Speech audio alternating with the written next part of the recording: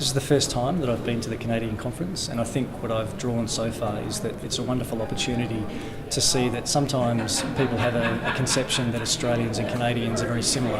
And while on the surface that might be true, when you spend time with people and scratch below the surface, there's some very strong nuanced differences between the way that we both deliver education, the way that we socialise, and the culture. So it's nice to be embedded within that and learn how people operate on the other side of the world. This conference has been very interesting because it still very much has a strong Canadian presence. So as an international delegate to the conference, I feel at times like I'm within a Canadian conference, and that's a really great way of understanding, for example, some of the provincial differences that exist within Canada and the different approaches to education and how that creates a tension and a struggle to take things through to the national level. I think coming here as an international delegate is a great way to learn more about Canadian partners. I was delighted to be able to present a session on Australian mobility and talk about the way that we collect data and the way that we use that data to put a picture back to government to explain the value of the work that we do.